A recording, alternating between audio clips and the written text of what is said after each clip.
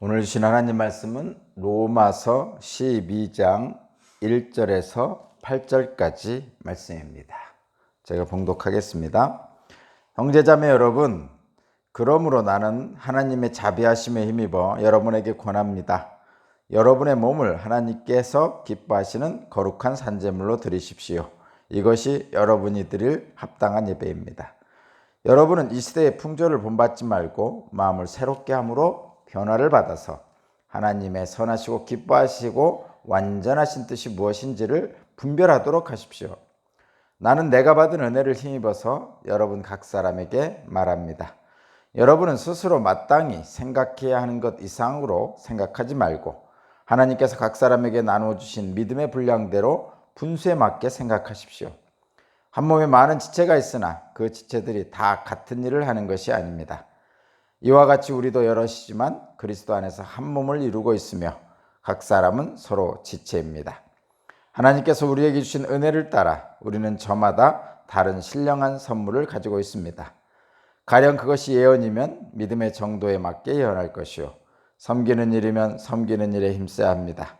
또 가르치는 사람이면 가르친 일에, 권면하는 사람이면 권면하는 일에 힘쓸 것이고, 나누어 주는 사람은 순수한 마음으로, 지도하는 사람은 열성으로, 자선을 베푸는 사람은 기쁜 마음으로 해야 합니다.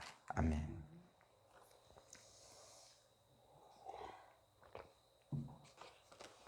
오늘 말씀의 제목은 흔들리지 않는 삶을 살려면입니다. 오늘 말씀의 제목은 흔들리지 않는 인생을 살려면이라는 제목입니다.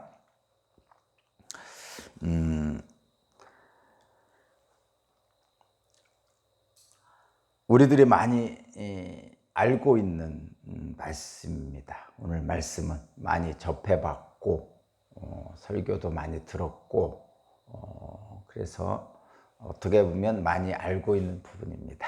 오늘 다시 한번 우리들이 알고 있는 것을 되짚어 보면서 말씀을 한번 같이 묵상해 보겠습니다.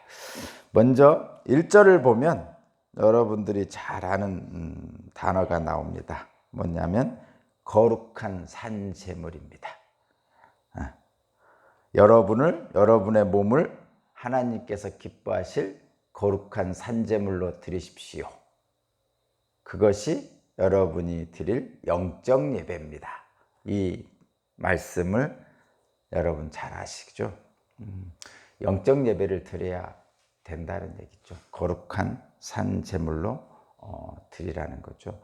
구약 성경에 나오는 제사와 신약 성경에 나오는 예배는 그 배경은 같습니다. 하나님께 감사하고 찬양하고 경배하는 것이죠. 그런데 구약 시대에는 그 방식을 동물을 잡아서 제사 드리는 방식으로 했습니다. 그렇죠? 여러분도 다 아시죠? 근데 신약 성경에서는 그것을 동물을 잡아서 제사 드리는 방식에서 거룩한 산제물로 예배 드리는 방식으로 바뀌었죠. 그래서 영과 진리로 예배를 드리라, 신령과 진정으로 예배를 드리라, 이렇게 바뀌었습니다. 예수님께서 사마리아 여인을 만난 후에 사마리아 여인에게 이런 말씀을 하셨죠. 신령과 진정으로 예배드릴 날이 올 것이다. 영과 진리로 예배드릴 날이 올 것이다. 이렇게 말씀하셨습니다. 그래서 이제는 구약 성경에서 나오는 동물을 잡아서 제사를 드리는 행위를 하지 않습니다. 그러면 신약 시대에는 예수님께서 말씀하시는 영과 진리로 예배를 드리는 것이 어떤 것이냐면, 저와 여러분이 제물이 되는 것처럼 예배를 드리는 거죠. 그러니까 산제물이라고 그러죠. 그러니까 저와 여러분을 죽이지는 않습니다. 몸을 죽이지는 않습니다. 그러니까 제사 드릴 때 동물을 죽여서 예배를 드렸잖아요. 근데 이제는 예수 그리스도께서 단번에 십자가의 제물이 되셨기 때문에 저와 여러분은 실제로 동물을 죽인다든가 저와 여러분의 몸을 죽인다든가 하는 일은 하지 않습니다. 그건 예수 그리스도의 은혜에 힘입어서 가능한 것이고, 그래서 저와 여러분은 그럼 어떻게 합니까? 저와 여러분의 몸을 산제물로 드리는 것이죠. 여기서 산제물로 드린다는 것은 무슨 얘기냐면, 자신을 산제물로 드리는 것은 지금 이 시대의 삶의 가치관에 따르지 않고 마음을 새롭게 해서 하나님의 뜻을 행하는 것이죠. 그게 지금 2절의 말씀입니다. 2절. 여러분은 이 시대의 풍조를 본받지 말고 마음을 새롭게 함으로 변화를 받아서 하나님의 선하시고 기뻐하시고 완전하신 뜻이 무엇인지를 분별하여 행동하십시오. 그러니까 어떻게 하라는 얘기냐면, 거룩한 산제물로 우리를 드리라는 얘기는, 우리의 육체성은, 육체를 가지고 있는 인간은 다 내가 먼저가 돼요. 내가 먼저가 되는 거죠, 당연히. 그러니까 기본적인 욕구가 있잖아요. 목마르면 물을 마셔야만 되고, 배고프면 먹어야만 되죠. 뭐 3일 굶어봐요. 모든 게 다 먹을 거로 보이잖아요. 그런데 그런 육체를 하나님께서 허락하셨어요. 그리고 굶으면 죽으니까 죽지 않도록 먹어야 된다는 욕구를 하나님께서 허락하신 거예요. 그래서 그 기본적인 욕구는 저와 여러분에게 주신 하나님의 생존의 어떤 가능성을 높여주시기 위한 하나님의 선물입니다. 그래서 먹는 거 이런 것들은 육체를 위한 꼭 반드시 필요한 것이고, 그것을 위해서 하나님은 우리에게 그런 우리가 스스로 막 하려고 안 해도 될 수 있도록 욕구를 주신 거죠. 그건 하나님의 선물입니다. 다만 과대한 욕구 추구, 그걸 뭐라고 하냐면 욕망이라고 하기도 하고, 인간들에게 얘기하는 말로 정욕이다 합니다. 러스트라고 그러나, 그 폭력적인 자기 욕구를 추구하는 것이죠. 그것을 욕망 또는 정욕 이렇게 표현합니다. 정욕이 성욕 이런 거 얘기하는 게 아니고, 자신의 그 더러운 과대한 욕구를 추구하는 것을 얘기합니다. 그것에서 이제 벗어나라는 얘기죠. 거룩한 산제물을 드리는 것. 세상은 좀 그런 거잖아요. 여러분도 다 느끼시겠지만 정말 경쟁이 치열하죠.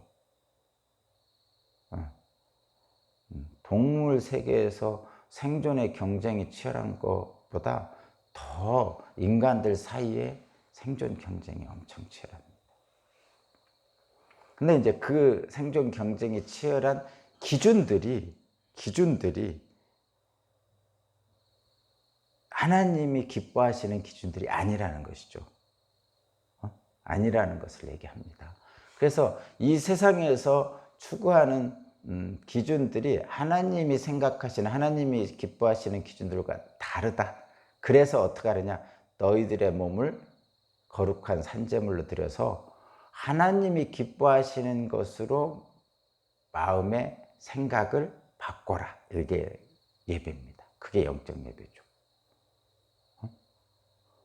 너희들이 몸이 이 세상의 기준에 맞춰서 과대한 정욕을 추구하려고 하는데, 그런 것에서 하나님이 기뻐하시는 기준으로 바꿔라.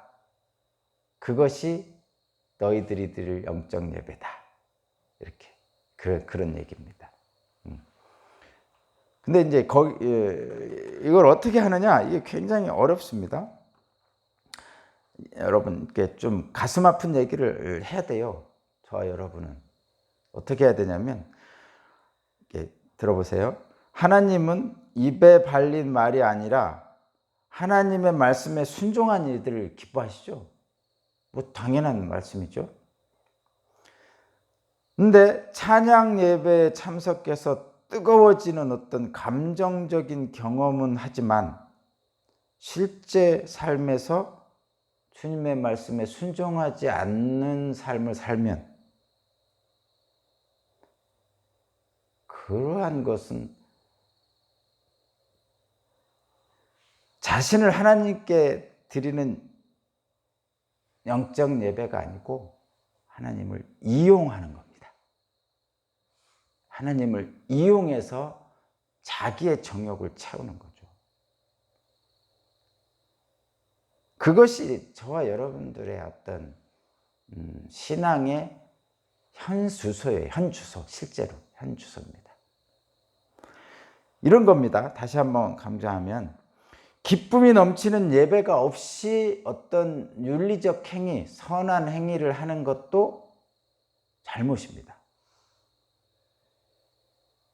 그렇지만 삶을 드리는 순종의 행위가 빠진 채 정서적 감격에만 겨워서 눈물을 콧물을 짜면서 드리는 찬양도 또한 하나님이 기뻐하시지 않습니다. 그래서 둘 다 기독교인이 가야 할 길이 아닙니다. 그러니까 기독교 신앙이 아니라는 거예요. 하나님이 기뻐하시는 기쁨이 넘치는 예배가 없는 윤리적 행위, 선한 일도 기독교인 신앙이 아닙니다. 그러나 삶을 온전히 드리는 순종이 빠진 채 감격만 겨워가지고 눈물 콧물만 짜는 찬양 예배도 기독교 신앙이 아니라는 거죠. 그러면 저와 여러분이 둘 중에 어느 쪽에 들어있는지 혹시 생각을 해보시고 다시 한번 분별하라는 얘기죠. 오늘 분별하는 얘기를 하는 겁니다. 2절에 하나님이 선하시고 기뻐하시고 완전한 뜻이 무엇인지를 분별하십시오. 이 얘기니까 그럼 어떻게 분별합니까? 어떻게 분별합니까? 뭐 단순한 얘기들 많이 있죠. 하나님이 기뻐하시는 일을 어떻게 분별합니까? 이런 거죠. 분별한다는 것은 자 여러분 사는 대로 생각하지 말고 생각하면서 살면 됩니다. 저 자신에게 그렇게 못하면서 제가 지금 웃는 이유는 저 자신도 그렇게 못하니까 웃는 거예요. 참 허탈해서. 사는 대로 생각하면 분별력이 없이 사는 거죠. 근데 생각하면서 살면 분별력이 있게 사는 겁니다. 여러분 한번 계속 묵상하세요. 저도 묵상 많이 하고 이렇게 살려고 했습니다. 되는 대로 살면, 되는 대로 생각하면, 되는 대로 살다 보면 그냥 그 되는 대로 생각하게 돼요. 그런데 그러지 않고 생각하면서 살면 되죠. 그 생각하면서 산다는 게 뭐냐? 생각하며 산다는 게 뭐냐? 세상이 참 복잡합니다. 복잡하고 그래서 이 복잡한 세상에서 살아남기 위해서 정말 애를 많이 쓰죠. 적응하기 위해서, 솔직히 말하면. 너무나 복잡한 이 생에 적응하기조차도 힘듭니다. 새로 나오는 전자제품, 어떤 뭐 생활기기, 뭐 새로 나오는 자동차, 컴퓨터, 이거 적응하기 힘들죠.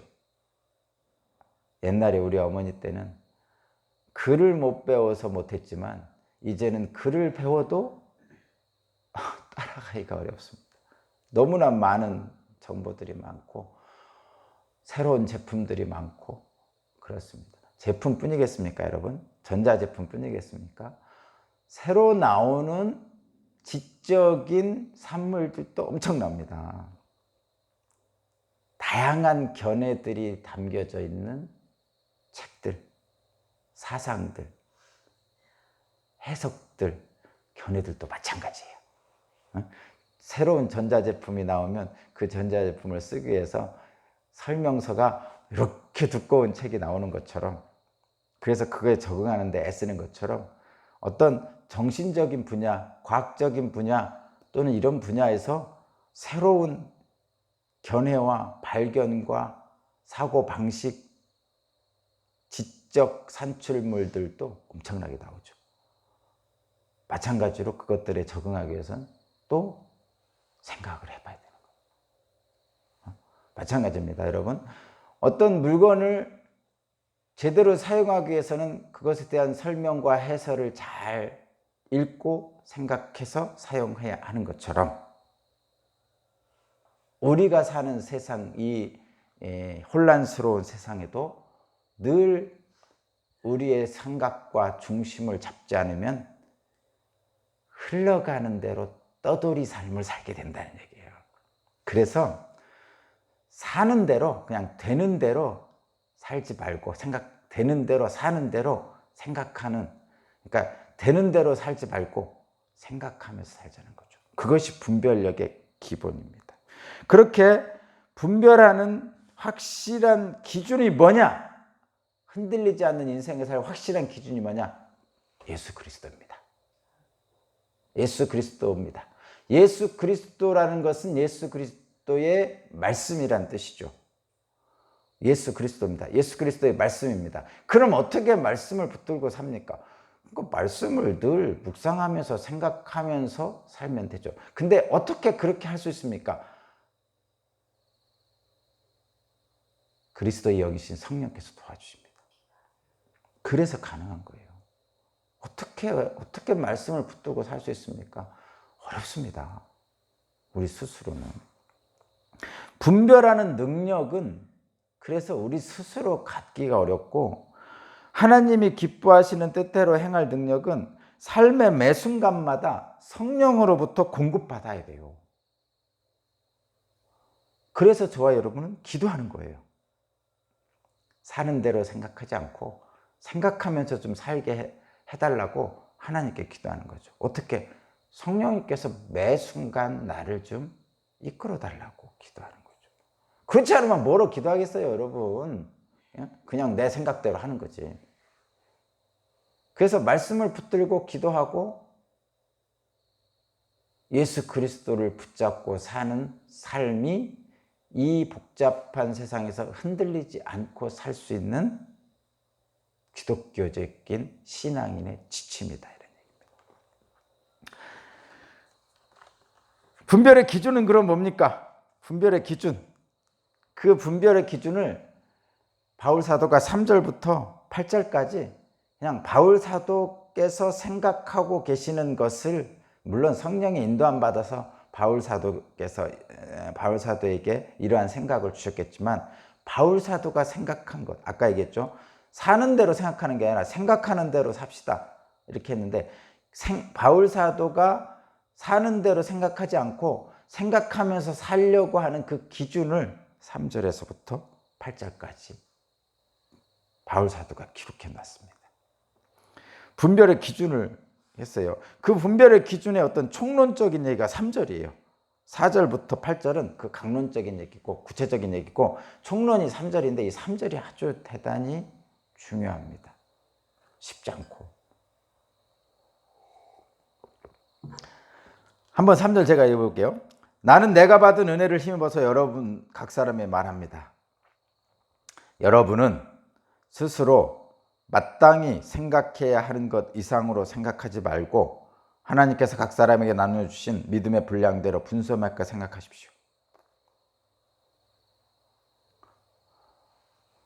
이게 기준입니다. 바울 사도가 생각하는 이 복잡한 세상에서 흔들리지 않고 예수 그리스도를 믿는 믿음으로 기독교 신앙으로 살아가야 한다고 생각하는 그 분별의 기준입니다.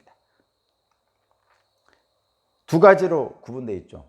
첫 번째는 하지 말아야 될 것, 두 번째는 해야 될 것. 하지 말아야 될 것은 거기 그렇게 되어 있죠. 스스로 마땅히 생각해야 하는 것 이상으로 생각하지 말라. 근데 이게 그러면 여기 이 안에는 뭐가 있어요? 스스로 마땅히 생각해야 하는 것 이상으로 생각하지 말라는 것은 어디까지 생각하라는 얘기입니까? 스스로 마땅히 생각해야 하는 것이 있고 그 것 이상으로 넘어가면 안 된다는 거죠. 여기서 제가 분명하게 말씀드리는데, 분수에 맞게 살라는 거하고는 전혀 다른 얘기입니다, 여러분. 이거 여기다가 지적인 한계를 드러내는 말로 자꾸 분수에 맞게 살라는 것이 아니냐, 뭐 이렇게 하면서 그냥 그대로 넘어가려고 하지 말고 묵상을 하면 성령께서 도와주십니다. 마땅히 생각해야 하는 것 이상으로 생각하는 게 뭐죠? 이게 과대망상입니다. 과대망상. 마땅히 생각해야 하는 것 이상으로 생각하는 것, 이게 과대망상이에요. 예를 들면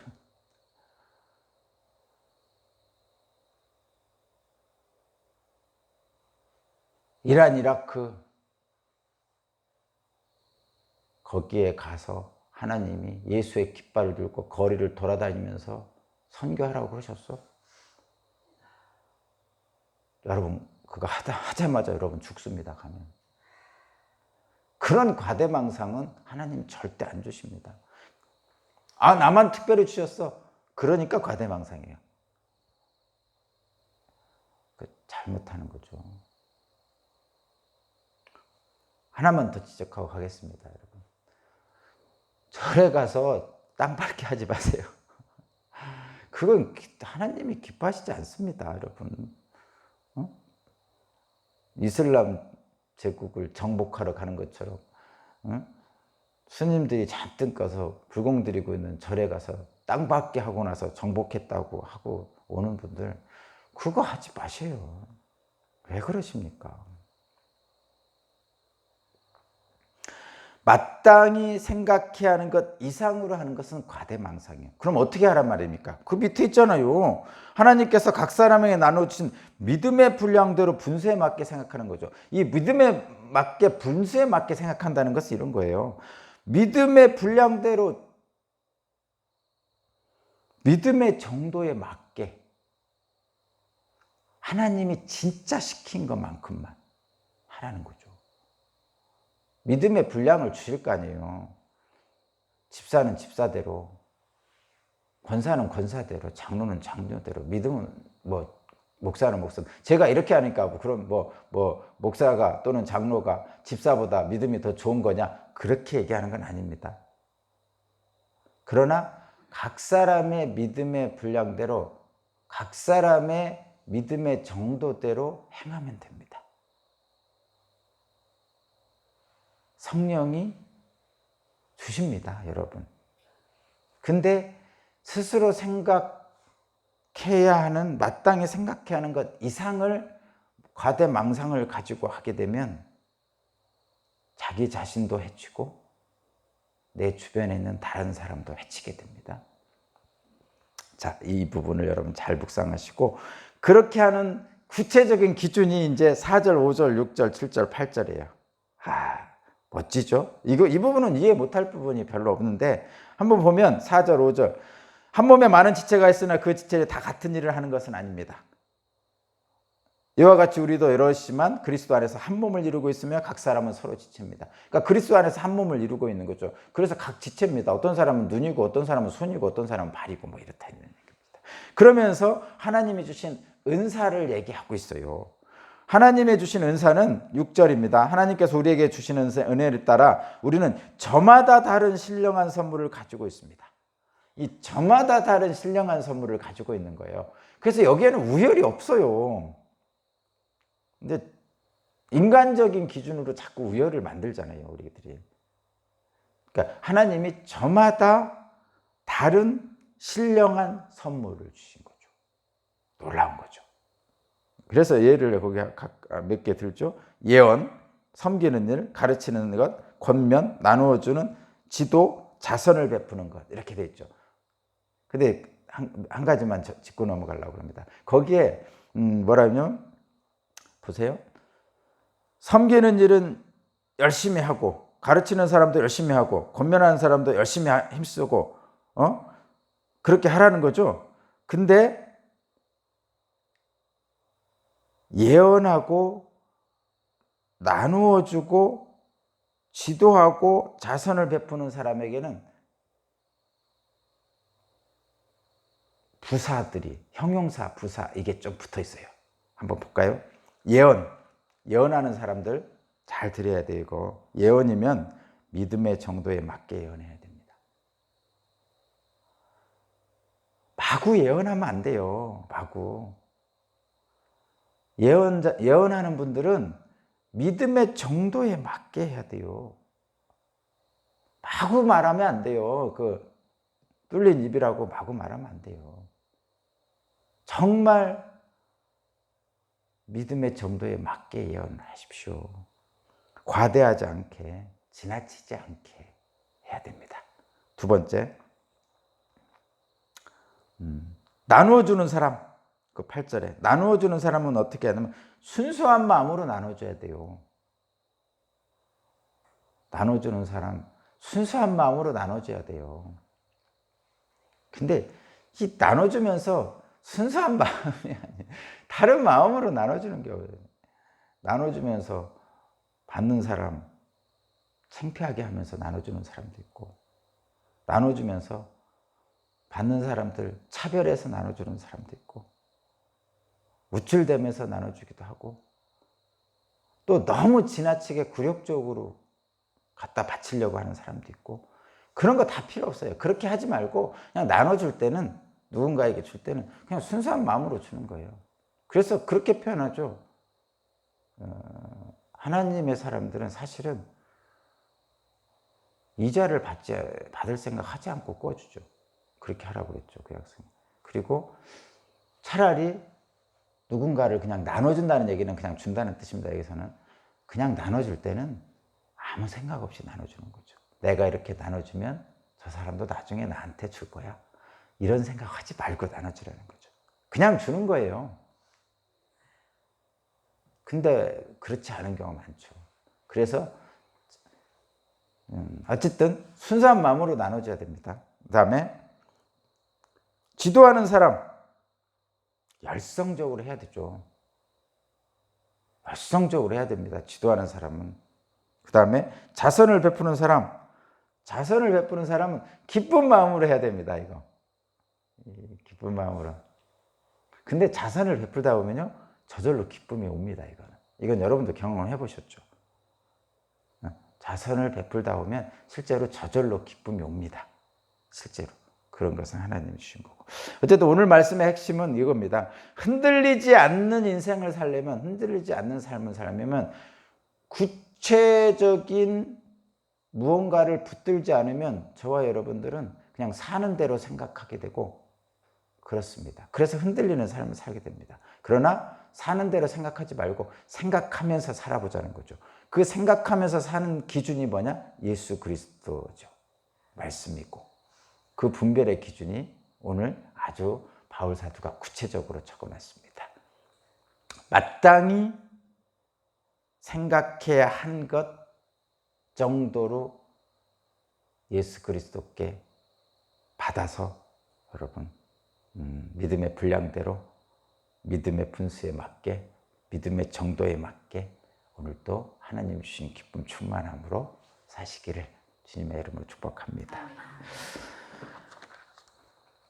먹음직 보암직 지혜롭게 할 만큼 탐스러운 것들이 우리 눈앞에 많이 있습니다. 그럼에도 우리는 주님을 택합니다. 우리 주 예수 그리스도께서 우리에게 주시고자 하는 그 놀라운 은총을 받아서 오늘도 분별하는 삶을 살기를 원합니다.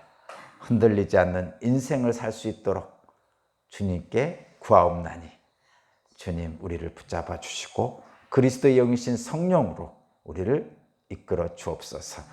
매 순간 주님을 찾습니다. 주님 함께하여 주실 줄로 믿습니다. 예수 그리스도 이름으로 기도합니다. 아멘. 주님